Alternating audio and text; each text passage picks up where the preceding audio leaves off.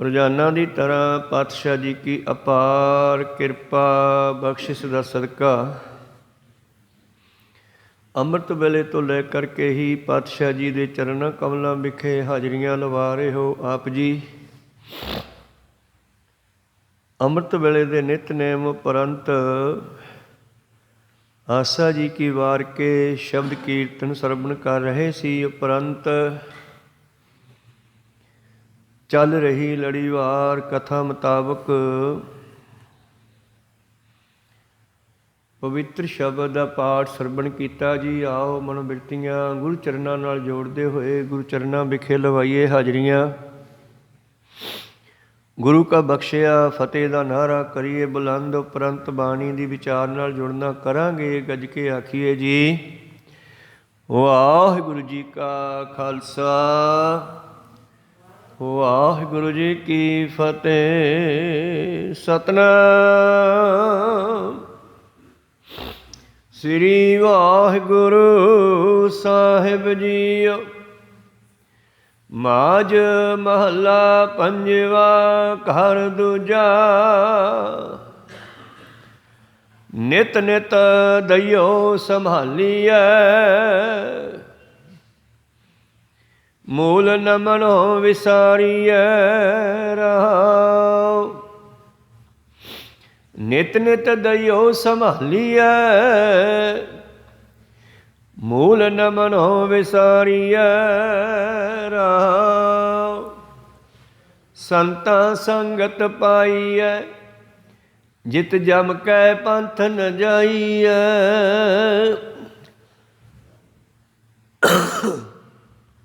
ਤੋਸਾ ਹਰ ਕਾ ਨਾਮ ਲੈ ਤੇਰੇ ਕੁਲਹਿ ਨ ਲਾਗੈ ਦਗਾਲ ਜੀਓ। ਤੋਸਾ ਹਰ ਕਾ ਨਾਮ ਲੈ ਤੇਰੇ ਕੁਲਹਿ ਨ ਲਾਗੈ ਗਾਲ ਜੀਓ। ਵਾਹਿਗੁਰੂ ਜੀ ਕਾ ਖਾਲਸਾ ਵਾਹਿਗੁਰੂ ਜੀ ਕੀ ਫਤਿਹ। ਆਓ ਗੁਰੂ ਪਿਆਰੇ ਗੁਰੂ ਸਵਾਰੇ ਸਤਸੰਗੀ ਜਨੋ, ਇਹ ਪਵਿੱਤਰ ਬਚਨ ਜੋ ਆਪ ਜੀ ਨੇ ਸਰਵਣ ਕੀਤਾ, ਪੰਜਵੇਂ ਪਾਤਸ਼ਾਹ ਸ਼ਹੀਦਾਂ ਦੇ ਸਿਰਤਾਜ ਛਤਰ ਚਬਰ ਤਖਤ ਦੇ ਮਾਲਕ ਹਲਤ ਪਲਟ ਕੇ ਰੱਖਿਅਕ ਆਪ ਨਰਾਇਣ ਸਤਿਗੁਰੂ ਸ਼੍ਰੀ ਗੁਰੂ ਅਰਜਨ ਦੇਵ ਮਹਾਰਾਜ ਜੀ ਨੇ ਉਚਾਰਨ ਕੀਤੇ, ਜੋ ਸ਼੍ਰੀ ਗ੍ਰੰਥ ਸਾਹਿਬ ਜੀ ਦੇ ਪਵਿੱਤਰ ਅੰਗ 132 ਉੱਪਰ ਸੁਭਾਏਮਾਨ ਹਨ। ਧੰਨ ਧੰਨ ਸਾਹਿਬ ਸ਼੍ਰੀ ਗੁਰੂ ਅਰਜਨ ਦੇਵ ਜੀ ਮਹਾਰਾਜ ਇਸ ਵਿਸ਼ੇ 'ਤੇ ਕੀ ਬਖਸ਼ਿਸ਼ ਕਰਦੇ ਹਨ। ਉਪਦੇਸ਼ ਬਖਸ਼ਿਸ਼ ਕਰਦੇ ਹੋਏ ਕਿ ਹਮੇਸ਼ਾ ਪਰਮੇਸ਼ਰ ਨੂੰ ਸਿਮਰਨਾ ਚਾਹੀਏ। ਇਹ ਤਿੰਨ ਸ਼ਬਦ ਜੋ ਪਿੱਛੇ ਆਪਾਂ ਸਰਵਣ ਕੀਤੇ, ਅੱਜ ਵਾਲਾ ਔਰ ਪਿਛਲਾ ਸ਼ਬਦ ਅਤੇ ਉਹ ਪਿਛਲਾ ਸ਼ਬਦ ਜਿਸ ਦੇ ਵਿੱਚ ਸਵਾਲ ਜਵਾਬ ਜੋਗੀਆਂ ਸਿੱਧਾਂ ਨੇ ਆ ਕੇ ਬਚਨ ਕੀਤੇ ਸਤਿਗੁਰਾਂ ਦੇ ਨਾਲ, ਜਿੱਥੇ ਸਤਿਗੁਰਾਂ ਨੇ ਉਹਨਾਂ ਦੇ ਸਵਾਲਾਂ ਦਾ ਜਵਾਬ ਦਿੱਤਾ, ਉਹਨਾਂ ਦਾ ਮਾਰਗਦਰਸ਼ਨ ਕੀਤਾ, ਉੱਥੇ ਸਤਿਗੁਰ ਨੇ ਆਪਣੇ ਵੱਲੋਂ ਇਹ ਉਪਦੇਸ਼ ਬਖਸ਼ਿਸ਼ ਕੀਤਾ। ਔਰ ਅਗਲੇ ਬਚਨ ਵਿੱਚ ਪਾਤਸ਼ਾਹ ਜੀ ਕਹਿਣ ਲੱਗੇ, ਸਿੱਧੋ ਸਿੱਖੋ ਗੁਰੂ ਪਿਆਰੇ ਸਾਧ ਸੰਗਤ ਜੀਓ। ਮਾਝ ਮਹੱਲਾ ਪੰਜਵਾ ਘਰ ਦੂਜਾ। ਪੰਜਵੇਂ ਪਾਤਸ਼ਾਹ ਜੀ ਦੀ ਬਾਣੀ। ਘਰ ਦੂਜੇ ਦਾ ਮਤਲਬ ਹੈ ਰਾਗੀ ਸਿੰਘਾਂ ਦੇ ਲਈ, ਕਿ ਰਾਗੀਆਂ ਨੇ ਇਸ ਨੂੰ ਸੁਰ ਤਾਲ ਦੇ ਨਾਲ ਦੂਸਰੇ ਘਰ ਵਿੱਚ ਗਾਉਣਾ ਹੈ। ਨਿਤ ਨਿਤ ਦਈਓ ਸੰਭਾਲੀਐ। ਉਸ ਪਰਿਪੂਰਨ ਪਰਮੇਸ਼ਰ ਪਰਮਾਤਮਾ ਨੂੰ ਹਮੇਸ਼ਾ ਯਾਦ ਰੱਖੋ। ਸੰਭਾਲੀਏ, ਸੰਭਾਲਣਾ ਕੀ ਹੁੰਦਾ ਹੈ? ਇੱਕ ਤਾਂ ਸੰਭਾਲਣਾ ਹੁੰਦਾ ਕਿਸੇ ਅਲਮਾਰੀ ਵਿੱਚ ਰੱਖ ਕੇ ਬੰਦ ਕਰ ਦੇਣਾ ਮੁੜ ਕੇ, ਪਰ ਇੱਥੇ ਸੰਭਾਲਣ ਦਾ ਮਤਲਬ ਹੈ ਵਾਰ-ਵਾਰ ਯਾਦ ਕਰਨਾ। ਤੁਹਾਡੇ ਦਿਮਾਗ ਵਿੱਚ ਵਾਰ-ਵਾਰ ਉਹਦੀ ਯਾਦ ਆਉਣੀ। ਜਿਵੇਂ ਤੁਹਾਡੇ ਖੀਸੇ ਵਿੱਚ ਕੋਈ ਕੀਮਤੀ ਵਸਤੂ ਹੈ, ਤੁਸੀਂ ਘਰੋਂ ਸ਼ਹਿਰ ਜਾ ਰਹੇ ਹੋ, ਵਸਤੂ ਲੈ ਕੇ ਰਸਤੇ ਵਿੱਚ 50 ਵਾਰੀ ਆਪਣਾ ਖੀਸਾ ਟੋਹਦੇ ਹੋ ਵੀ ਕਿਤੇ ਡਿੱਗ ਤਾਂ ਨਹੀਂ ਪਈ, ਕਿਉਂਕਿ ਸਾਡਾ ਧਿਆਨ ਉਸ ਕੀਮਤੀ ਵਸਤੂ ਨਾਲ ਜੁੜਿਆ ਹੋਇਆ।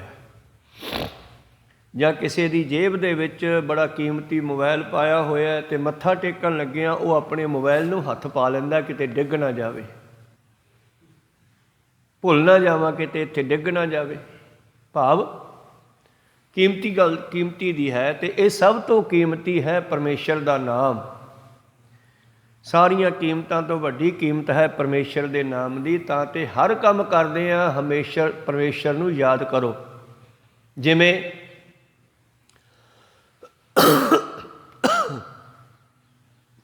ਜਿਹੜਾ ਭੂਮੀਆ ਚੋਰ ਹੋਇਆ, ਭੂਮੀਆ ਚੋਰ ਚੋਰੀਆਂ ਕਰਦਾ, ਸਤਿਗੁਰੂ ਨਾਨਕ ਦੇਵ ਜੀ ਦੇ ਸੰਪਰਕ ਵਿੱਚ ਆਇਆ।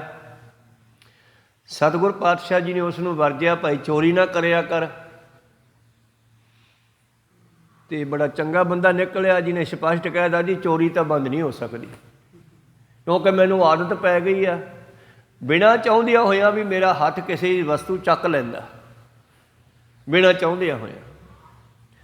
ਪਾਤਸ਼ਾਹ ਕਹਿੰਦੇ ਚੱਲ ਠੀਕ ਹੈ, ਇਹ ਤੈਨੂੰ ਛੱਡ ਦਿੰਦੇ ਆ, ਸਾਡੀਆਂ 3 ਗੱਲਾਂ ਮੰਨ ਲਾ। ਉਹ ਕਿਹੜੀਆਂ ਜੀ? ਕਿਸੇ ਦਾ ਲੂਣ ਖਾ ਕੇ ਹਰਾਮ ਨਹੀਂ ਕਰਨਾ, ਗਰੀਬ ਮਾਰ ਨਹੀਂ ਕਰਨੀ, ਤੇ ਝੂਠ ਨਹੀਂ ਬੋਲਣਾ। ਇਹ 3 ਚੀਜ਼ਾਂ ਹੀ ਸਾਨੂੰ ਦੂਸਰੇ ਦਾ ਹੱਕ ਖੋਹਣ ਦਾ ਰਸਤਾ ਦਿੰਦੀਆਂ। ਝੂਠ ਬੋਲ ਕੇ, ਗਰੀਬ ਮਾਰ ਕਰਕੇ, ਕਿਸੇ ਗਰੀਬ ਦਾ ਹੱਕ ਧੱਕੇ ਨਾਲ ਰੱਖਣਾ, ਅਤੇ ਕਿਸੇ ਦੇ ਭਰੋਸੇ ਤੋਂ ਖਰਾਬ ਕਰਨਾ, ਲੂਣ ਹਰਾਮ ਕਰਨਾ, ਕਿਸੇ ਦੇ ਭਰੋਸੇ ਨੂੰ ਖਤਮ ਕਰਨਾ। ਜਿਵੇਂ ਗੁਰੂ ਘਰ ਦਾ ਲੂਣ ਖਾ ਕੇ ਗੰਗੂ ਬਾਹਮਣ, ਗੁਰੂ ਪਿਆਰਿਓ, ਉਹਨੇ ਸਾਹਿਬਜ਼ਾਦੇ ਤੇ ਮਾਤਾ ਜੀ ਨੂੰ ਫੜਵਾ ਦਿੱਤਾ। ਮਾਤਾ ਜੀ ਨੇ ਭਰੋਸਾ ਕੀਤਾ ਵੀ ਚੱਲ ਇਹ ਤਾਂ ਆਪਣਾ ਬੰਦਾ ਯਾਰ, ਆਪਣੇ ਰਹਿੰਦਾ ਰਿਹਾ, ਉੱਥੇ ਲੰਗਰ ਦੇ ਵਿੱਚ ਸੇਵਾ ਕਰਦਾ ਹੁੰਦਾ ਸੀਗਾ। ਲੂਣ ਹਰਾਮ ਕਰਨਾ ਮਤਲਬ ਕਿਸੇ ਦਾ ਭਰੋਸਾ ਖਤਮ ਕਰਨਾ, ਉਹਦੇ ਘਰ ਦਾ ਖਾ ਕੇ ਫਿਰ ਉਸੇ ਤਾਲੀ ਵਿੱਚ ਛੇਕ ਕਰਨਾ। ਇਹ 3 ਗੱਲਾਂ ਸਾਨੂੰ ਜਿਹੜੀਆਂ ਹਨ ਪੁੱਠੇ ਪਾਸੇ ਲਿਜਾ ਸਕਦੀਆਂ, ਤੇ ਸਤਿਗੁਰ ਨੇ ਇਹਨਾਂ 'ਤੇ ਬੈਨ ਲਵਾਤਾ ਜੁਗਤੀ ਦੇ ਨਾਲ, ਬਈ ਇਹ 3 ਕੰਮ ਨਾ ਕਰੀ। ਤੇ ਭੂਮੀਆ ਕਹਿੰਦਾ ਠੀਕ ਹੈ ਜੀ, ਇਹ 3 ਕੰਮ ਮੈਂ ਨਹੀਂ ਕਰਦਾ। ਹੁਣ ਜਦੋਂ ਘਰੇ ਖਾਣ ਪੀਣ ਦਾ ਸਮਾਨ ਮੁੱਕਿਆ ਤੇ ਚੋਰੀ ਕਰਨੀ ਪਈ, ਕਿਉਂਕਿ ਕੰਮ ਹੀ ਚੋਰੀ ਸੀ ਇਸ ਦਾ, ਹੋਰ ਕੰਮ ਹੀ ਨਹੀਂ ਕੋਈ ਜਾਣਦਾ। ਚੋਰੀ ਕਰਨ ਜਾਣ ਤੋਂ ਪਹਿਲਾਂ ਗੁਰੂ ਸਾਹਿਬ ਦੇ 3 ਬਚਨ ਯਾਦ ਕਰਦਾ, ਪੈਰ ਪੈਰ 'ਤੇ ਯਾਦ ਕਰਦਾ। ਘਰੋਂ ਤੁਰਨ ਲੱਗਿਆ ਸਲਾਹ ਕਰਦਾ ਵੀ ਚੀਜ਼ ਚੋਰੀ ਕਰੀਏ। ਬਾਬਾ ਕਹਿੰਦਾ ਅਸੀਂ ਗਰੀਬ ਮਾਰ ਨਹੀਂ ਕਰਨੀ। ਫਿਰ ਆਪਾਂ ਰਾਜੇ ਦੇ ਵਗ ਜਾਂਦੇ ਹਾਂ, ਰਾਜਾ ਕਿਹੜਾ ਗਰੀਬ ਹੈ, ਤੋ ਰਾਜੇ ਦੇ ਚੋਰੀ ਕਰਨ ਚੱਲੇ ਆ। ਤੇ ਫਿਰ ਇਹ ਚੋਰ ਉਹੋ ਜਿਹਾ ਭੇਸ ਧਾਰ ਲੈਂਦੇ ਆ ਜਿਹੋ ਜਿਹਾ ਮਾਹੌਲ ਹੁੰਦਾ। ਆ ਗੁਰੂ ਘਰ ਦੇ ਵਿੱਚ ਪਿਛਲੇ ਦਿਨ ਸਮਾਗਮ ਚੱਲੇ, ਇੱਥੇ ਉਹੋ ਜਿਹਾ ਰੂਪ ਧਾਰ ਕੇ ਆ ਗਏ ਕਈ। ਕਿਲ੍ਹਾ ਸਾਹਿਬ ਦੇ ਵਿੱਚ ਬੇਅੰਤ ਮੋਬਾਈਲ ਲੋਕਾਂ ਦੇ ਨਿਕਲੇ, ਬਟੂਏ ਨਿਕਲੇ, ਤੇ ਚੋਰ ਛੂਟਣ ਬੂਟਣ ਕੱਪੜੇ ਪਾ ਕੇ ਜਿਹੋ ਜਿਹਾ ਰਾਜੇ ਦਾ ਕੋਈ ਮਿਲਣ ਵਾਲਾ ਬੰਦਾ ਹੋਵੇ ਉਹੋ ਜਿਹੇ ਵਸਤਰ ਪਹਿਨ ਕਰਕੇ ਪਹੁੰਚ ਗਿਆ। ਤੇ ਗਾਹ ਖੜੇ ਆ ਪਹਿਰੇਦਾਰ। ਜਦੋਂ ਇਹ ਸ਼ਾਮਾਂ ਜੀਆਂ ਨੂੰ ਗਿਆ ਹਨੇਰੇ ਜਿਹੇ 'ਚ, ਤੇ ਪਹਿਰੇਦਾਰ ਕਹਿੰਦੇ ਵੀ ਕੌਣ ਆ ਤੂੰ? ਹੁਣ ਦੱਸਣ ਤੋਂ ਪਹਿਲਾਂ ਫੇਰ ਬਾਬੇ ਦੇ ਬਚਨ ਯਾਦ ਕਰਦਾ। ਹੁਣ ਕੀ ਦੱਸਾਂ ਇਹਨਾਂ ਨੂੰ? ਜੇ ਮੈਂ ਝੂਠ ਬੋਲਦਾ ਵੀ ਮੈਂ ਰਾਜੇ ਦਾ ਮਿਲਣ ਵਾਲਾ ਬੰਦਾ, ਤੇ ਫਿਰ ਬਾਬਾ ਰੁੱਸਦਾ ਹੈ। ਜੇ ਸੱਚ ਬੋਲਦਾ ਤੇ ਫਿਰ ਇਹਨਾਂ ਨੇ ਟੱਪਣ ਨਹੀਂ ਦੇਣਾ, ਦੇਖੀ ਜਾਊਗੀ। ਕਹਿੰਦਾ ਮੈਂ ਚੋਰ ਹਾਂ, ਹੋਰ ਕੌਣ ਆ? ਪਰ ਸਾਡੇ ਹਿੰਦੁਸਤਾਨ ਦੀ ਇਹ ਫਿਤਰਤ ਹੈ ਵੀ ਸੱਚ ਨੂੰ ਝੂਠ ਤੇ ਝੂਠ ਨੂੰ ਸੱਚ ਮੰਨ ਲੈਂਦੇ ਆ। ਕਈ ਵਾਰੀ ਇਹ ਸੱਚ ਕਹੀ ਜਾਂਦਾ ਮੈਂ ਚੋਰ ਹਾਂ, ਪਹਿਰੇਦਾਰ ਕਹਿੰਦੇ ਨਹੀਂ ਨਹੀਂ ਭਾਈ ਸਾਹਿਬ ਅਸੀਂ ਤਾਂ ਵੈਸੇ ਹੀ ਪੁੱਛ ਲਿਆ, ਸਾਡੀ ਡਿਊਟੀ ਆ, ਤੁਸੀਂ ਲੱਗਦੇ ਤਾਂ ਨਹੀਂ ਚੋਰ, ਮੱਥੇ ਨੂੰ ਲਿਖਿਆ ਹੁੰਦਾ ਚੋਰ ਲੱਗਦੇ ਤਾਂ ਨਹੀਂ, ਚਲੋ ਲੰਘ ਜਾਓ ਲੰਘ ਜਾਓ। ਤੇ ਉਹ ਨਾਲੇ ਲੰਘਾਤਾ। ਬਈ ਇੰਨੇ ਜ਼ੋਰ ਨਾਲ ਜਾਂ ਤਾਂ ਕੋਈ ਰਾਜੇ ਦਾ ਖਾਸ ਬੰਦਾ ਕਹਿ ਸਕਦਾ, ਕੋਈ ਰਾਜੇ ਦਾ ਖਾਸ ਬੰਦਾ ਨਾ ਹੋਵੇ, ਤੜਕੇ ਰਾਜਾ ਆਪਾਂ ਨੂੰ ਤਲਬਲੇ। ਇਸ ਕਰਕੇ ਉਹਨਾਂ ਨੇ ਉਹਨੂੰ ਟਪਾ ਦਿੱਤਾ। ਅੰਦਰ ਜਾ ਕੇ ਚੋਰੀ ਕੀਤੀ, ਖਜ਼ਾਨਾ ਭੰਨਿਆ, ਪੰਡ ਵੰਡ ਲਈ। ਹਨੇਰੇ ਦੇ ਵਿੱਚ ਚੋਰੀ ਕੀਤੀ ਜਾਂਦੀ ਆ। ਨਾਮ ਵੀ ਹਨੇਰੇ 'ਚ ਲਿੱਤਿਆ ਜਾਂਦਾ, ਨਾਮ ਵੀ ਹਨੇਰੇ ਵਿੱਚ ਜਪਿਆ ਜਾਂਦਾ, ਚੋਰੀ ਵੀ ਹਨੇਰੇ 'ਚ ਕੀਤੀ ਜਾਂਦੀ ਹੈ। ਨਾਮ ਜਪਣ ਵਾਲੇ ਦਾ ਵੀ ਖੜਕਾ ਨਾ ਹੋਵੇ, ਚੋਰ ਦਾ ਵੀ ਖੜਕਾ ਨਾ ਹੋਵੇ, ਦੋਨੇ ਬਰਾਬਰ ਆ।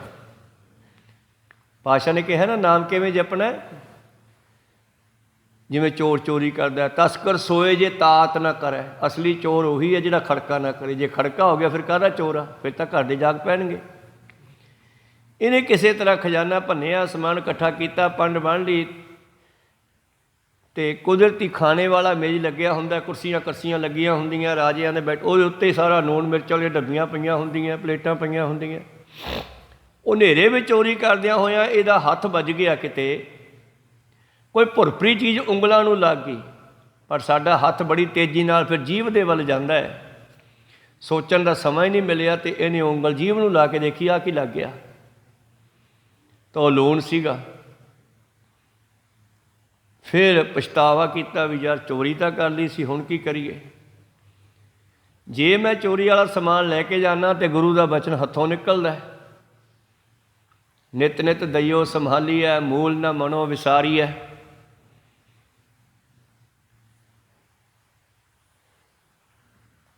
ਸੰਤਾਂ ਸੰਗਤ ਪਾਈਐ, ਜਿਤ ਜਮ ਕੈ ਪੰਥ ਨਾ ਜਾਈਐ। ਹੁਣ ਸਾਧੂ ਮਿਲਿਆ ਸੀ ਗੁਰੂ ਨਾਨਕ ਉਹਨਾਂ ਨੂੰ, ਉਸ ਵੇਲੇ ਤਾਂ ਉਹ ਸਾਧੂ ਸੀ ਨਾ, ਅੱਜ ਪਤਾ ਲੱਗਿਆ ਵੀ ਉਹ ਤਾਂ ਪਰਮੇਸ਼ਰ ਸੀਗਾ। ਸੰਤਾਂ ਦੀ ਸੰਗਤ ਹੋਈ, ਮਹਾਂਪੁਰਸ਼ਾਂ ਦੀ ਸੰਗਤ ਹੋਈ, ਬਾਬੇ ਨਾਨਕ ਦੀ ਸੰਗਤ ਹੋਈ। ਸੋਚਣ ਲੱਗਿਆ ਪਤਾ ਨਹੀਂ ਦੁਬਾਰੇ ਉਹ ਮਿਲੇ ਕਿ ਨਾ ਮਿਲੇ, ਤੇ ਮੇਰਾ ਬਚਨ ਹੱਥੋਂ ਨਿਕਲ ਜਾਣਾ, ਆਪਾਂ ਚੋਰੀ ਫੇਰ ਕਰ ਲਾਂਗੇ। ਤੇ ਚੋਰੀ ਦਾ ਸਮਾਨ ਛੱਡ ਕੇ ਉਸੇ ਰਸਤੇ ਬਾਹਰ ਨਿਕਲ ਗਿਆ। ਪਹਿਰੇਦਾਰ ਵੀ ਖੁਸ਼ ਆ ਵੀ ਆ ਸੀ ਤਾਂ ਕੋਈ ਮਿਲਣ ਵਾਲਾ ਬੰਦਾ, ਮਿਲ ਕੇ ਮੁੜ ਚੱਲਿਆ।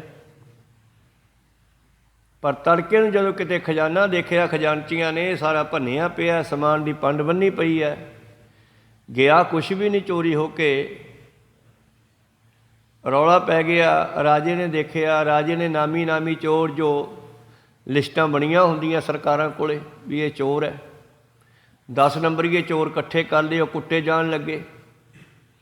ਕੁੱਟੇ ਜਾਣ ਤੋਂ ਬਾਅਦ ਉਹ ਨਾ ਮੰਨੇ, ਮਨਾਉਂਦੇ ਚੋਰੀ ਕੌਣ ਕਿਹਦੀ ਕੀਤੀ ਆ। ਇਸ ਗੱਲ ਦੀ ਭਿਣਕ ਭੂਮੀਏ ਨੂੰ ਵੀ ਲੱਗ ਗਈ, ਤੇ ਭੂਮੀਏ ਨੇ ਉਸੇ ਵੇਲੇ ਹਾਜ਼ਰ ਹੋ ਗਿਆ ਰਾਜੇ ਕੋਲੇ ਜਾ ਕੇ, ਕਿਉਂਕਿ ਹੁਣ ਇਹਨੇ ਫਿਰ ਬਚਨ ਯਾਦ ਕੀਤੇ ਬਾਬੇ ਨਾਨਕ ਦੇ, ਬਈ ਗਰੀਬ ਮਾਰ ਨਹੀਂ ਕਰਨੀ। ਕਹਿੰਦਾ ਚੋਰੀ ਤਾਂ ਮੈਂ ਕੀਤੀ ਹੈ, ਇਹਨੂੰ ਉਹੀ ਕੁੱਟੀ ਜਾਂਦਾ ਰਾਜਾ, ਇਹਦਾ ਗਰੀਬ ਮਾਰ ਮੇਰੇ ਪਿੱਛੇ ਹੋ ਗਈ, ਚੱਲ ਮੈਂ ਚੱਲਦਾ। ਕਹਿੰਦਾ ਰਾਜਾ ਸਾਹਿਬ ਤੇਰਾ ਚੋਰ ਤਾਂ ਮੈਂ ਆ, ਤੂੰ ਇਹਨਾਂ ਨੂੰ ਛੱਡ ਦੇ। ਉਹ ਕਹਿੰਦਾ ਇਹ ਕੁੱਟੀ ਦੇ ਵੀ ਨਹੀਂ ਮੰਨੀ, ਤੇ ਤੂੰ ਬਿਨਾਂ ਕੁੱਟੇ ਤੋਂ ਮੰਨੀ ਜਾਂਦਾ, ਕੀ ਗੱਲ ਹੈ। ਕਹਿੰਦਾ ਬਸ ਕੋਈ ਸਾਧੂ ਹੀ ਐਸਾ ਮਿਲ ਗਿਆ, ਜੀਵਨ ਪਲਟ ਗਿਆ। ਕਹੋ ਸਤਨਾਮ, ਮੰਨਣਾ ਪਿਆ ਮੈਨੂੰ ਆ ਕੇ। ਸਾਰੀ ਕਹਾਣੀ ਰਾਜੇ ਨੇ ਸੁਣੀ, ਉਹ ਬੰਦੇ ਤਾਂ ਛੱਡਤੇ ਸਾਰੇ, ਇਹਨੂੰ ਆਪਣੇ ਕੋਲ ਬਿਠਾ ਲਿਆ। ਕਹਿਣ ਲੱਗਿਆ ਹੁਣ ਤੂੰ ਦੱਸ। ਕਹਿੰਦਾ ਬਸ ਜੀ ਮੈਂ ਇਸੇ ਕਰਕੇ ਤੇਰਾ ਸਮਾਨ ਛੱਡ ਗਿਆ, ਤੇਰਾ ਨੂਣ ਖਾ ਬੈਠਾ। ਉਹ ਮਹਾਂਪੁਰਸ਼ ਮਿਲਿਆ ਸੀਗਾ, ਉਹਨੇ ਕਿਹਾ ਸੀ ਕਿਸੇ ਦਾ ਨੂਣ ਖਾ ਕੇ ਹਰਾਮ ਨਹੀਂ ਕਰਨਾ, ਇਸ ਕਰਕੇ ਮੈਨੂੰ ਇਹ ਸਮਾਨ ਛੱਡਣਾ ਪਿਆ। ਮੈਂ ਚੋਰ ਹੀ ਸੀਗਾ, ਚੋਰੀ ਕਰਨ ਆਇਆ ਸੀ। 3 ਵਚਨ ਕਹੇ ਸੀ, ਤਿੰਨੇ ਮੈਂ ਮੰਨ ਕੇ ਚੱਲਿਆ। ਪਹਿਲਾਂ ਕਿਹਾ ਸੀ ਗਰੀਬ ਮਾਰ ਨਹੀਂ ਕਰਨੀ, ਮੈਂ ਤੇਰੇ ਘਰ ਆ ਗਿਆ। ਦੂਜਾ ਕਿਹਾ ਸੀ ਝੂਠ ਨਹੀਂ ਬੋਲਣਾ, ਮੈਨੂੰ ਪਹਿਰੇਦਾਰ ਨੇ ਪੁੱਛਿਆ ਸੀਗਾ ਵੀ ਤੂੰ ਕੌਣ ਹੈ, ਮੈਂ ਦੱਸਿਆ ਸੀ ਮੈਂ ਚੋਰ ਹਾਂ, ਇਹ ਮੰਨੇ ਨਹੀਂ, ਕਹਿੰਦੇ ਟੱਪ ਜਾ ਭਾਈ ਕੋਈ ਗੱਲ ਨਹੀਂ।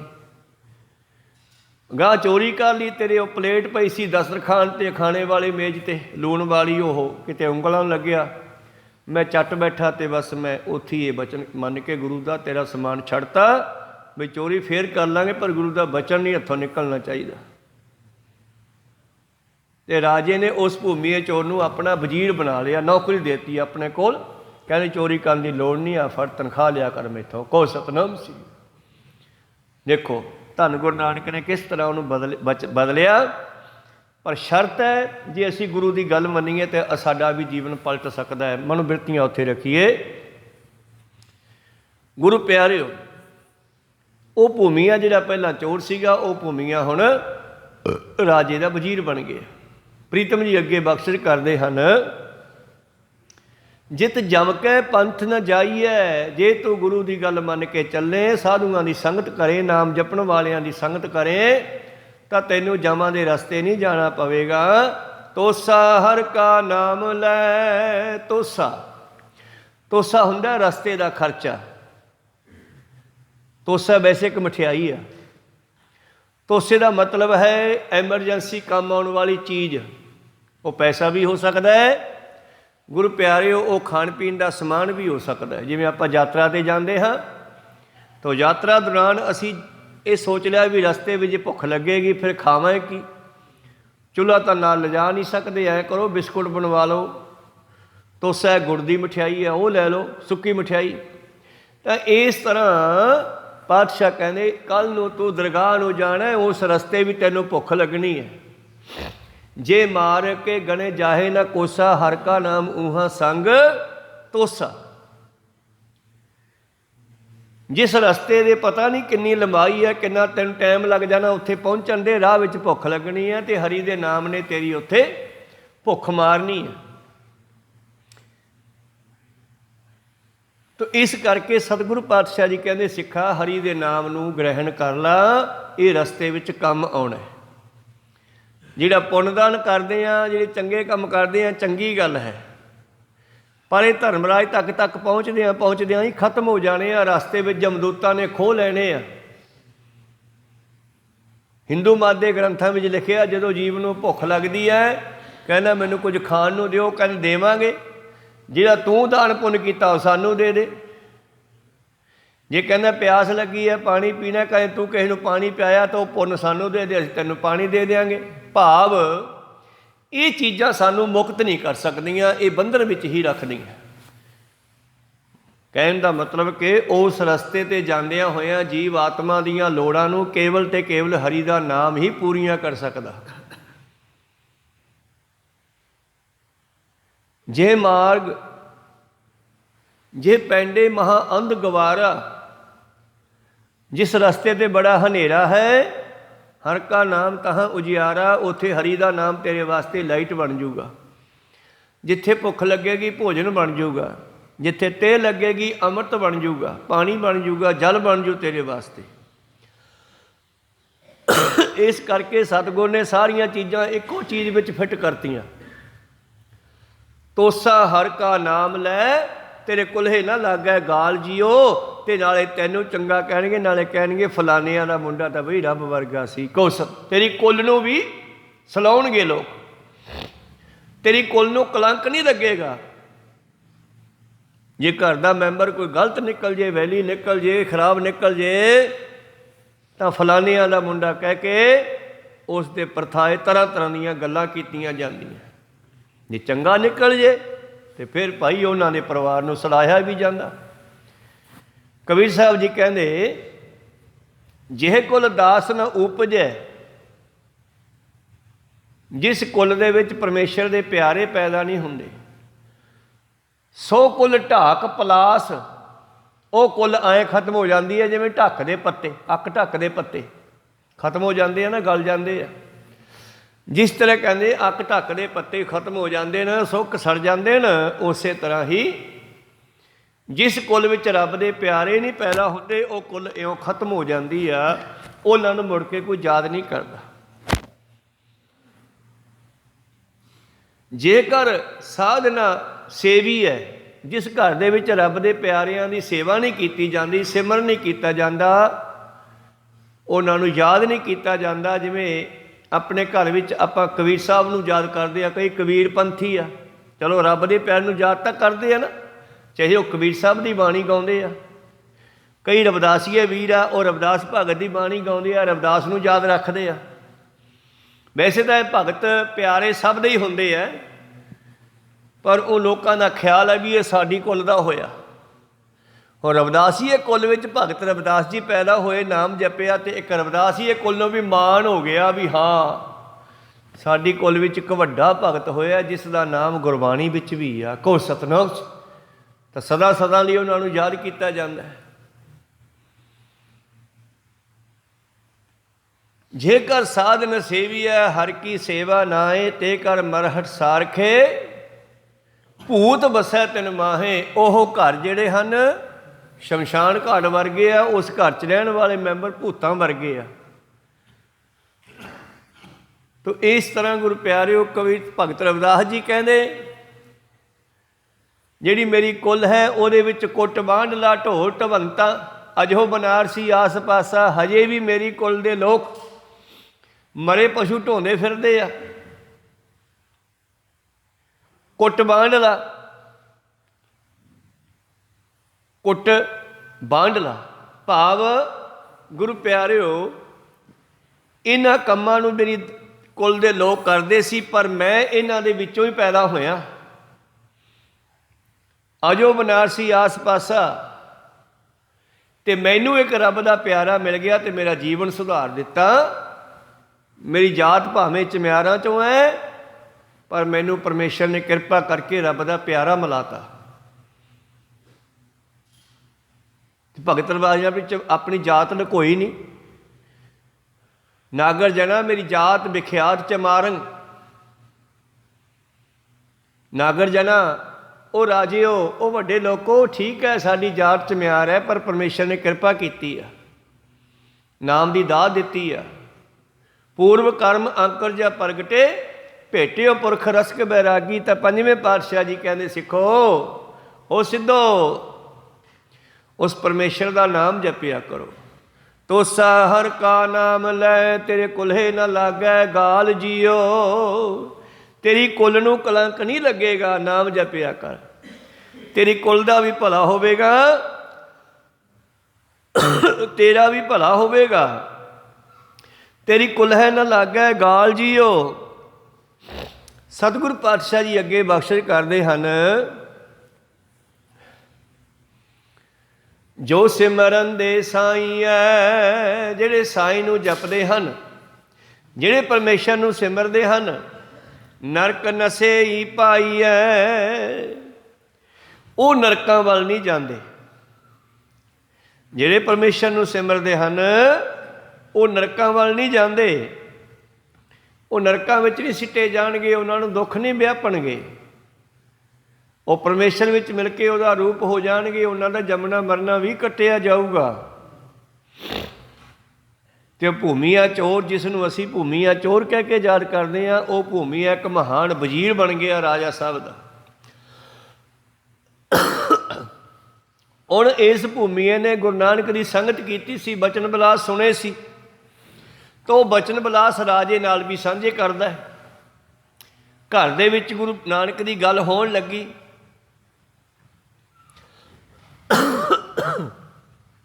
ਰਾਜੇ ਨੇ ਬੜਾ ਭਰੋਸਾ ਕੀਤਾ ਉਸ ਭੂਮੀਏ 'ਤੇ, ਬਈ ਸੰਤ ਹੈ, ਕਿਉਂਕਿ ਸੰਤ ਬਣ ਗਿਆ ਹੁਣ ਉਹ। ਨਾਨਕ ਜੀ ਦੀ ਚੋਟ ਲੱਗੀ ਆ ਉਸ ਦੇ। ਕਬੀਰ ਸਤਿਗੁਰ ਸੂਰਮੇ ਬਾਹਿਆ ਬਾਣ ਜੋ ਏਕ, ਲਾਗਤ ਹੀ ਭੋਏ ਗਿਰ ਪਰਾ ਪਰਾ ਕਰੇਜੇ ਛੇਕ। ਭੋਏ 'ਤੇ ਡਿੱਗ ਪਿਆ, ਭਾਵ ਹੰਕਾਰ ਟੁੱਟ ਗਿਆ। ਜਿਹੜੇ ਮੇਰੇ ਵਿੱਚ ਵਕਾਰ ਸਨ ਉਹ ਖਤਮ ਹੋ ਕੇ ਡਿੱਗ ਗਏ ਧਰਤੀ 'ਤੇ। ਗੁਰੂ ਨੇ ਐਸੇ ਬਚਨਾਂ ਦਾ ਤੀਰ ਮੇਰੇ ਹਿਰਦੇ 'ਚ ਮਾਰਿਆ।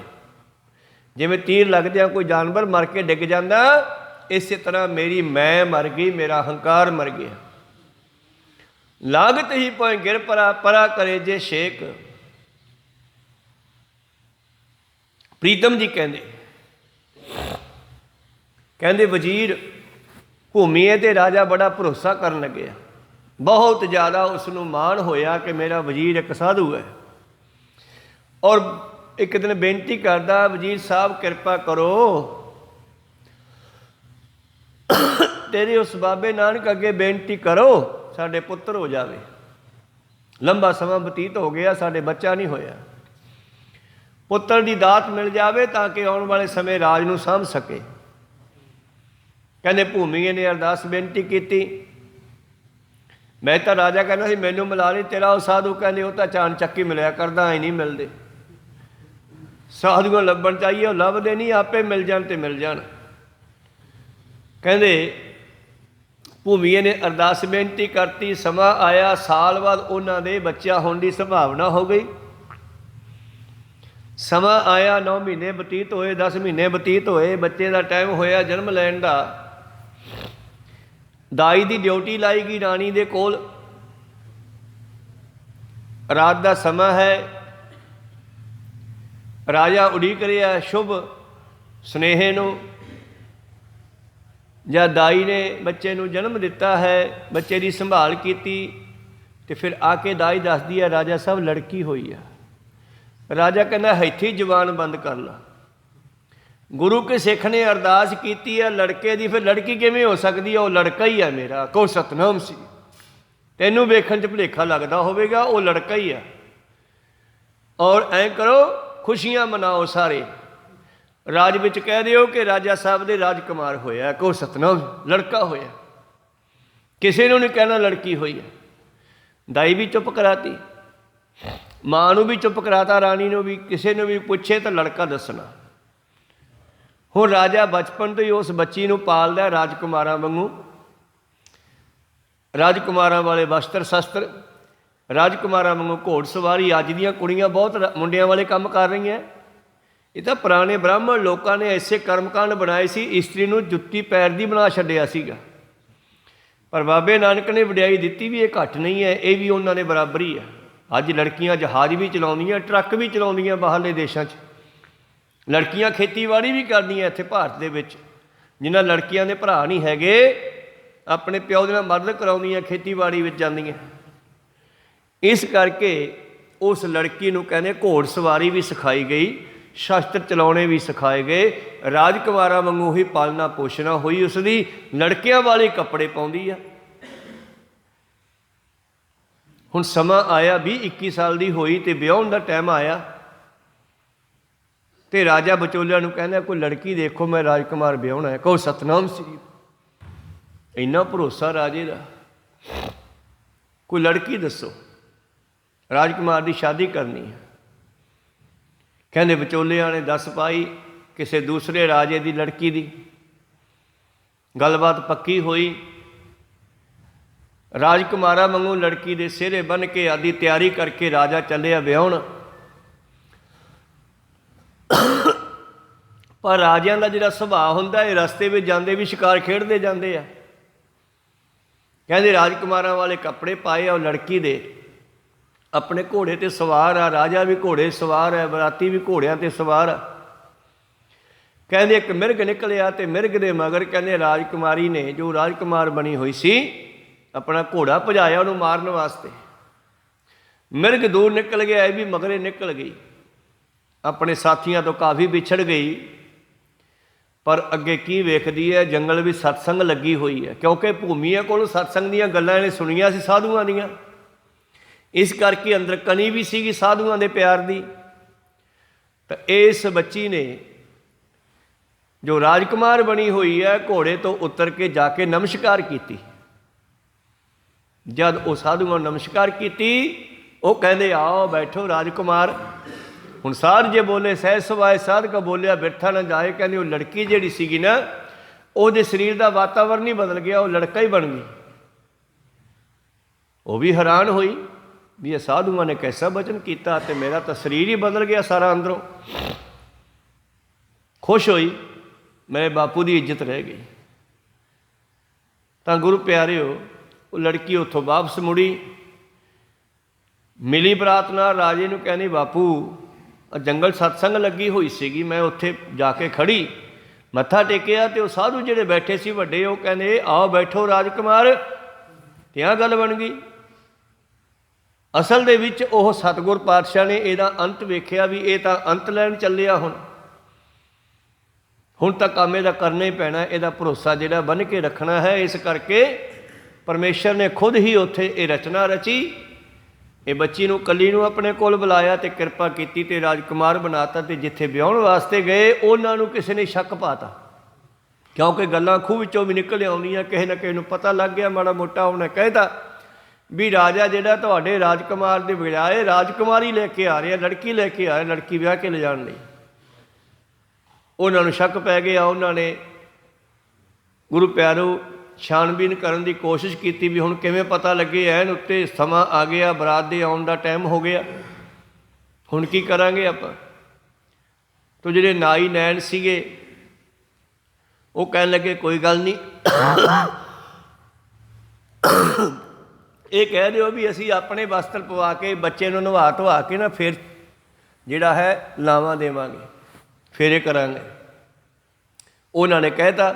ਰਾਜਾ ਕਹਿੰਦਾ ਕਰ ਲਓ ਜਿਵੇਂ ਕਰਨਾ ਭਾਈ, ਕੋਈ ਗੱਲ ਨਹੀਂ। ਸੋ ਉਹਨਾਂ ਨੇ ਆਪਦੇ ਹਿਸਾਬ ਨਾਲ ਜਦੋਂ ਵਸਤਰ ਬਦਲਾਏ, ਉਹ ਬੱਚੇ ਦੀ ਜੱਜਮੈਂਟ ਕੀਤੀ, ਪਤਾ ਲੱਗਿਆ ਵੀ ਇਹ ਤਾਂ ਲੜਕਾ ਹੀ ਆ। ਕਹੋ ਸਤਨਾਮ।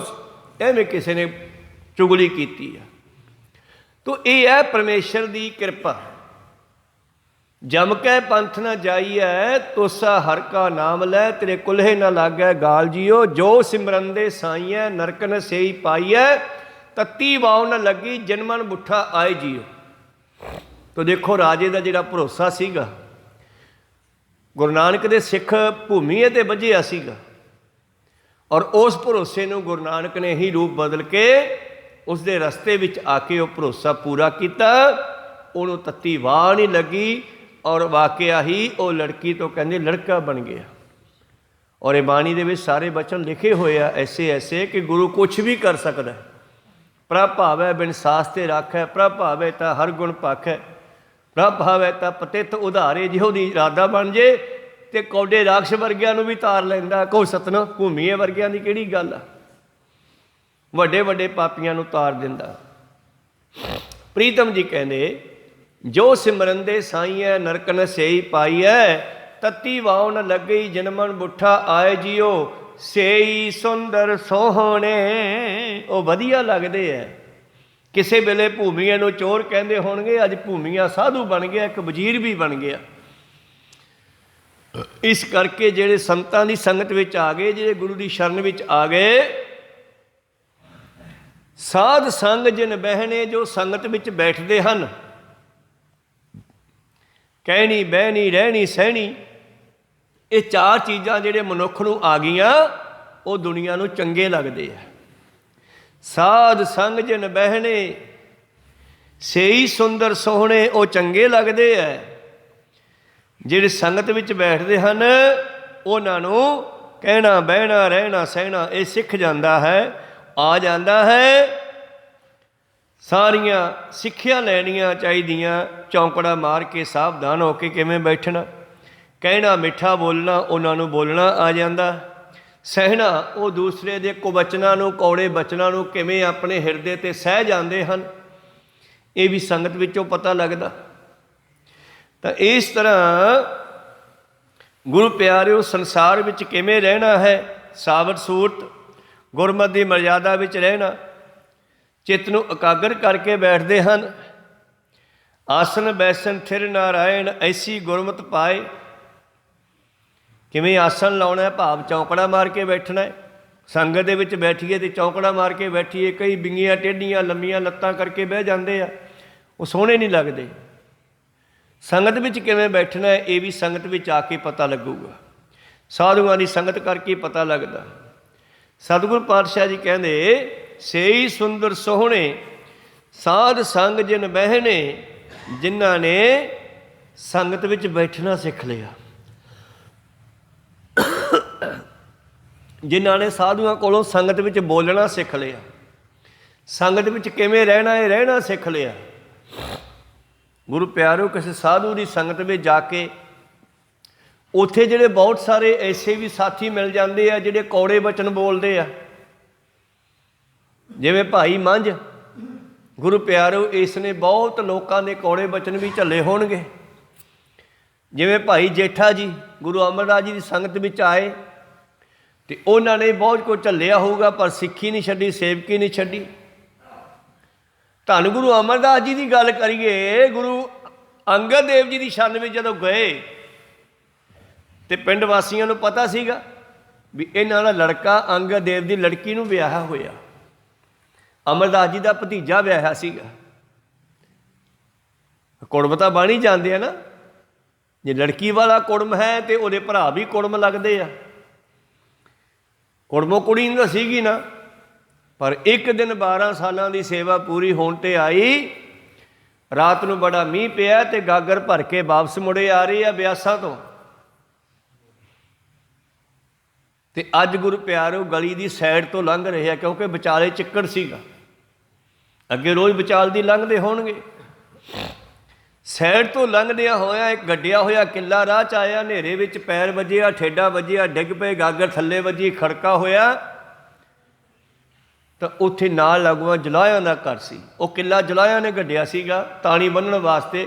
वड्डिया गड्डिया तो गली की साइड ते सीगा, पर जब टप्पणे ही साइड तो सी, चिक्कड़ सी गली दे विचाले। डिगे पर गागर संभाली, उठ खड़े होए। इन्ने टाइम च जलाहा कहंदा आ कौन है, की हो गया? जलाही कहंदी ओही अमरू नथावा, कुड़मां ने पानी ढोंदा फिरदा। ਕਿੰਨੇ ਕੌੜੇ ਬਚਨ ਆ ਇਹ। ਪਰ ਜਿਨ੍ਹਾਂ ਨੂੰ ਝੱਲਣੇ ਆ ਗਏ, ਜਿਨ੍ਹਾਂ ਨੂੰ ਸਹਿਣੇ ਆ ਗਏ, ਉਹਨਾਂ ਦੀ ਜ਼ਿੰਦਗੀ ਬਣ ਜਾਂਦੀ ਆ। ਕਹੋ ਸਤਨਾਮ ਸੀ।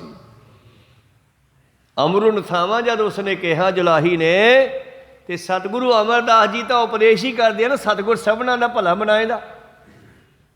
ਪਰ ਕਮਾਲ ਦੀ ਗੱਲ ਹੈ, ਚਾਨ ਚੱਕ ਜਿਹੜਾ ਮੂੰਹ ਚੋਂ ਬਚਨ ਨਿਕਲ ਜੀ, ਉਹ ਵੀ ਆਲਾ ਨਹੀਂ ਜਾਂਦਾ। ਉਹਨੇ ਕਿਹਾ ਅਮਰੂ ਨਥਾਵਾਂ ਕੁੜਮਾਂ ਦੇ ਪਾਣੀ ਢੋਂਦਾ ਫਿਰਦਾ ਹੈ। ਗੁਰੂ ਅਮਰਦਾਸ ਜੀ ਕਹਿੰਦੇ ਝੱਲੀਏ, ਮੈਨੂੰ ਤਾਂ ਥਾਂ ਮਿਲ ਗਿਆ, ਤੂੰ ਆਪਦਾ ਇੰਤਜ਼ਾਮ ਕਰ ਲੈ। ਬਸ ਉਹ ਝੱਲੀ ਬਚਨ ਜਿਹੜਾ ਕਹਿਤਾ, ਉੱਥੇ ਕਹਿੰਦੇ ਉਹ ਜਲਾਹੀ ਕਮਲੀ ਹੋ ਗਈ, ਪਾਗਲ ਹੋ ਗਈ, ਰੌਲਾ ਪਾਉਣ ਲੱਗੀ, ਕੱਪੜੇ ਪਾੜਨ ਲੱਗੀ, ਸਿਰ ਖੰਡਿਆ ਲਿਆ। ਜਲਾਹੇ ਨੇ ਮਸਾਂ ਬਾਂਹ ਫੜ ਫੜ ਕੇ ਰੋਕੀ। ਦਿਨ ਚੜ੍ਹ ਗਿਆ। ਗੁਰੂ ਅਮਰਦਾਸ ਜੀ ਨੇ ਇਸ਼ਨਾਨ ਕਰ ਲਿਆ ਉਹ ਪਾਣੀ ਦੇ ਨਾਲ। ਗੁਰੂ ਅੰਗਦ ਨੇ ਇਸ਼ਨਾਨ ਕਰਵਾ ਦਿੱਤਾ। ਔਰ ਉਸ ਤੋਂ ਬਾਅਦ ਤੜਕੇ ਦਿਨ ਚੜ੍ਹੇ, ਉਹ ਜਲਾਹਾ ਫਿਰ ਉਹ ਕਮਲੀ ਹੋਈ ਜਲਾਹੀ ਨੂੰ ਲੈ ਕੇ ਆਇਆ ਗੁਰੂ ਅੰਗਦ ਦੇਵ ਜੀ ਕੋਲ। ਕਹਿੰਦਾ ਮਹਾਰਾਜ ਮੇਰੀ ਘਰ ਵਾਲੀ ਠੀਕ ਕਰ ਦਿਓ। ਕਹਿੰਦੇ ਕੀ ਹੋ ਗਿਆ? ਕਹਿੰਦੇ ਤੁਹਾਡੇ ਸੇਵਕ ਨੇ ਨੂੰ ਝੱਲੀ ਕਹਿਤਾ, ਇਹ ਉਦੋਂ ਦੀ ਕਮਲੀ ਹੋਈ ਵੀ ਆ। ਤੇ ਪਾਠਸ਼ਕ ਨੇ ਅਮਰਦਾਸ ਤੂੰ ਮੈਨੂੰ ਦੱਸਿਆ ਹੀ ਨਹੀਂ ਗਾ। ਕਹਿੰਦੇ ਜੀ ਕੀ ਦੱਸਾਂ, ਮੈਂ ਅੱਜ ਡਿੱਗ ਪਿਆ ਇਹਨਾਂ ਦੀ ਗਲੀ ਦੇ ਵਿੱਚ, ਉੱਥੇ ਕਿੱਲਾ ਸੀਗਾ, ਠੇਡਾ ਲੱਗਿਆ ਤੇ ਡਿੱਗ ਪਿਆ। ਉਹ ਕਹਿੰਦੇ ਮੈਂ ਤਾਂ ਕਿੱਦੇ ਨਾਲ ਵੇਖਦਾ ਸੀ ਕਦੋਂ ਡਿੱਗੇ, ਤੇ ਮੈਂ ਤੈਨੂੰ ਕਦੋਂ ਚੱਕਾਂ। ਕਹੋ ਸਤਨਾਮ। ਗੁਰੂ ਅੰਗਦ ਦੇਵ ਜੀ ਕਹਿੰਦੇ ਕਿਉਂਕਿ ਜਿੰਨਾ ਚਿਰ ਅਸੀਂ ਡਿੱਗਦੇ ਨਹੀਂ ਆ ਕੇ ਪੈਰਾਂ 'ਚ, ਉਹਨਾਂ ਚਿਰ ਚੱਕੇ ਕਿਵੇਂ ਅਗਲਾ। ਗੁਰੂ ਅੰਗਦ ਜੀ ਕਹਿੰਦੇ ਮੈਂ ਤਾਂ ਕਿੱਦੇ ਦਾ ਸੋਚਦਾ ਤੂੰ ਡਿੱਗੇ ਤੇ ਮੈਂ ਤੈਨੂੰ ਚੱਕਾਂ। ਆ ਅਮਰਦਾਸ ਇੱਥੇ ਬੈਠ ਤਖ਼ਤ ਤੇ ਹੁਣ ਤੂੰ। ਕਹੋ ਸਤਨਾਮ ਸ੍ਰੀ। ਹਾਂ ਭਾਈ ਕੀ ਕਿਹਾ ਸੀ ਅਮਰਦਾਸ ਨੇ ਮੇਰੇ ਸਿੱਖ ਨੇ? ਇਹ ਕਹਿੰਦਾ ਜੀ ਝੱਲੀਏ ਸਾਨੂੰ ਤਾਂ ਥਾਂ ਮਿਲ ਗਿਆ, ਤੂੰ ਆਪ ਦਾ ਇੰਤਜ਼ਾਮ ਕਰ ਲੈ। ਫਿਰ ਕਰੋ ਹੁਣ, ਉਹ ਘਰ ਛੱਡਣਾ ਪੈਣਾ, ਫਿਰ ਠੀਕ ਹੋਊਗੀ। ਕਹੋ ਸਤਨਾਮ ਸ੍ਰੀ। ਬਚਨ ਪੂਰਾ ਕਰਨਾ ਪੈਣਾ। ਅਮਰਦਾਸ ਦਾ ਮੂੰਹ ਚੋਂ ਨਿਕਲਿਆ, ਉਹ ਥਾਂ ਸਾਨੂੰ ਦੇ ਦਿਓ ਤੇ ਤੁਹਾਨੂੰ ਅਸੀਂ ਹੋਰ ਥਾਂ ਤੇ ਘਰ ਦੇ ਦਿੰਦੇ ਹਾਂ। ਤੇ ਪਾਤਸ਼ਾਹ ਨੇ ਉਹਨਾਂ ਨੂੰ ਹੋਰ ਥਾਂ ਤੇ ਦਿੱਤੀ ਜਗ੍ਹਾ ਰਹਿਣ ਵਾਸਤੇ, ਤੇ ਉਹ ਜਗ੍ਹਾ ਲੈ ਲਈ ਪਾਤਸ਼ਾਹ ਨੇ। ਉਹ ਕਿੱਲਾ ਅੱਜ ਉੱਥੇ ਵੱਡਾ ਕਰੀਰ ਬਣਿਆ ਹੋਇਆ। ਉਗਰ ਕਰੀਰ ਦਾ ਕਿੱਲਾ ਸੀ ਉਹ ਫੁੱਟ ਪਿਆ ਬਾਅਦ ਸਤਿਗੁਰਾਂ ਦੇ ਚਰਨ ਜੋ ਲੱਗ ਗਏ ਉਹਨੂੰ। ਤੇ ਉਸ ਤੋਂ ਬਾਅਦ ਗੁਰੂ ਅੰਗਦ ਨੇ ਉਹਨਾਂ ਨੂੰ ਗੁਰਤਾ ਗੱਦੀ ਵੀ ਦਿੱਤੀ। ਗੁਰਤਾ ਗੱਦੀ ਦੇ ਕੇ ਗੁਰੂ ਪਿਆਰੇ ਉਹ ਨਮਨ ਬਸਤਰ ਪਹਿਨਾਏ, ਨਮਸਕਾਰ ਕੀਤੀ, ਪਰਿਕਰਮਾ ਕੀਤੀਆਂ। ਤੇ ਉਸ ਦਿਨ ਤੋਂ ਸੰਗਤ ਨੂੰ ਗੁਰੂ ਅਮਲਾ ਚਰਨੀ ਲਾਇਆ। ਪਰ ਸਾਧ ਜੇ ਬੋਲੇ ਸਹਿ ਸੁਭਾਏ, ਸਾਧਕਾ ਬੋਲਿਆ ਬਿਰਥਾ ਨਾ ਜਾਏ। ਖੈਰ ਪਾਤਸ਼ਾਹ ਜੀ ਕਹਿ ਰਹੇ ਸੀਗੇ ਜੇ ਸਾਧੂਆਂ ਦੀ ਸੰਗਤ ਮਿਲ ਜਾਵੇ ਤੇ ਸਾਨੂੰ ਜਮਾਂ ਦੇ ਰਸਤੇ ਨਹੀਂ ਜਾਣਾ ਪੈਂਦਾ। ਸਾਧ ਸੰਗ ਜਿਨ ਬਹਿਣੇ ਸਹੀ ਸੁੰਦਰ ਸੋਹਣੇ, ਉਹ ਸੋਹਣੇ ਲੱਗਦੇ ਆ ਜਿਨ੍ਹਾਂ ਨੂੰ ਕਹਿਣੀ ਬਹਿਣੀ ਰਹਿਣੀ ਤੇ ਸਹਿਣੀ ਆ ਜਾਵੇ, ਉਹ ਸੋਹਣੇ ਲੱਗਦੇ ਨੇ। ਹਰ ਤਨ ਜਿਨੀ ਸੰਜਿਆ, ਜਿਨ੍ਹਾਂ ਨੇ ਹਰੀ ਦੇ ਨਾਮ ਦਾ ਧਨ ਇਕੱਠਾ ਕੀਤਾ ਹੈ, ਸਹੀ ਗੰਭੀਰ ਅਪਾਰ ਜੀ। ਉਹ ਗੰਭੀਰ ਹੁੰਦੇ ਆ ਡੂੰਘੇ, ਭਾਵ ਉਹਨਾਂ ਦੇ ਜਿਹੜੇ ਅੰਦਰਲੇ ਬਚਨ ਹੁੰਦੇ ਆ ਨਾ, ਜਿਹੜੀ ਉਹਨਾਂ ਦੀ ਸੁਰਤ ਹੁੰਦੀ ਹੈ, ਉਹ ਸਮੁੰਦਰ ਦੀ ਤਰ੍ਹਾਂ ਵਿਸ਼ਾਲ ਅਤੇ ਡੂੰਘੀ ਹੋ ਜਾਂਦੀ ਹੈ। ਉਹ ਬੜਾ ਲੰਮਾ ਸੋਚਦੇ ਆ, ਉਹਨਾਂ ਦੇ ਅੰਦਰ ਬ੍ਰਹਮ ਗਿਆਨ ਪੈਦਾ ਹੋ ਜਾਂਦਾ। ਫਿਰ ਅਸੀਂ ਇਹ ਨਹੀਂ ਕਹਿ ਸਕਦੇ ਕਿ ਉਹਨਾਂ ਦੇ ਅੰਦਰ ਕੀ ਕੁਝ ਪਿਆ। ਮੰਨੇ ਕੀ ਗਤ ਕਹੀ ਨਾ ਜਾਏ, ਜੇ ਕੋ ਕਹੇ ਪਿੱਛੇ ਪਛਤਾਏ। ਜਿਨ੍ਹਾਂ ਨੇ ਮਹਾਂਪੁਰਸ਼ਾਂ ਦੀ ਸਾਧੂਆਂ ਦੀ ਗੱਲ ਮੰਨ ਲਈ, ਉਹਨਾਂ ਨੂੰ ਫਿਰ ਕੋਈ ਸਮਝ ਨਹੀਂ ਸਕਦਾ ਵੀ ਉਹਨਾਂ ਵਿੱਚ ਕਿੰਨਾ ਗਿਆਨ ਹੈ, ਕਿਉਂਕਿ ਬਹੁਤ ਕੁਝ ਉਹਨਾਂ ਦੇ ਮੁਖ ਚੋਂ ਨਿਕਲਿਆ, ਗ੍ਰੰਥਾਂ 'ਚ ਲਿਖਿਆ ਗਿਆ, ਪਰ ਹਜੇ ਹੋਰ ਪਤਾ ਨਹੀਂ ਕਿੰਨਾ ਕੁਝ ਉਹਨਾਂ ਦੇ ਅੰਦਰ ਪਿਆ ਸੀਗਾ। ਧੰਨ ਗੁਰੂ ਗੋਬਿੰਦ ਸਿੰਘ ਮਹਾਰਾਜ ਜੀ ਨੇ ਇਹ ਗ੍ਰੰਥ ਲਿਖਿਆ ਸੀਗਾ, ਤੇ ਉਸ ਗ੍ਰੰਥ ਵਿੱਚ ਬਹੁਤ ਕੁਝ ਲਿਖਿਆ ਸੀਗਾ, ਤੇ ਉਹਦਾ ਵਜਨ ਮਨਾਂ ਦੇ ਵਿੱਚ ਸੀਗਾ। 9 ਮਣ ਪੱਕਾ ਬਚਨ ਦੱਸਿਆ ਉਹਦਾ। ਪਰ ਉਹ ਗ੍ਰੰਥ ਫਿਰ ਸਤਿਗੁਰਾਂ ਨੂੰ ਜਿਹੜਾ ਹੈ ਸਰਸਾ ਨਦੀ ਦੀ ਭੇਟ ਕਰਨਾ ਪਿਆ, ਕਿਉਂਕਿ ਹੁਣ ਉਹਦੀ ਸੰਭਾਲ ਨਹੀਂ ਸੀ ਹੋਣੀ। ਇੰਨੇ ਵਜਨ ਦੇ ਕਾਗਜ਼ ਜਿਨ੍ਹਾਂ ਦੇ ਵਿੱਚ ਕਵੀਆਂ ਦੇ ਵੱਲੋਂ ਦਸੀਆਂ ਗੱਲਾਂ ਲਿਖੀਆਂ ਗਈਆਂ, ਜਿਨ੍ਹਾਂ ਦੇ ਵਿੱਚ ਆਪਣੇ ਵੱਲੋਂ ਵਿਚਾਰੀਆਂ ਗੱਲਾਂ ਲਿਖੀਆਂ ਗਈਆਂ, ਭਾਵ ਉਹਨਾਂ ਦੇ ਅੰਦਰ ਕਿੰਨਾ ਕੁਝ ਹੈ। ਜਿਵੇਂ ਸਾਗਰ ਦੇ ਵਿੱਚ ਪਤਾ ਨਹੀਂ ਥੱਲੇ ਕੀ ਕੁਝ ਪਿਆ, ਕੁਛ ਸਮੁੰਦਰ ਵਿੱਚ ਪਤਾ ਨਹੀਂ ਕਿੰਨੇ ਹੀਰੇ ਜਵਾਹਰਾਤ ਮੋਤੀ ਪਏ ਆ, ਕਿੰਨਾ ਕੁਝ ਉਹਦੇ ਵਿੱਚ ਪਿਆ। ਤਾਂ ਪ੍ਰੀਤਮ ਜੀ ਕਹਿ ਰਹੇ ਸੀਗੇ हर तन जिन्नी संजया, जिन्हां कोले नाम दा धन है उन्हां कोले बहुत कुछ है। सही गंभीर अपार जियो, हर अम्यो रसायन पीवीऐ। आओ गुरु प्यारिओ, अम्यो रसायन, अम्यो रसायन का मतलब है अमृत रूपी रसायन पीए। असी आओ उस परिपूर्ण परमेश्वर परमात्मा की बख्शिश की अम्यो रसायन पीवीऐ। रसायन की हुंदी आ?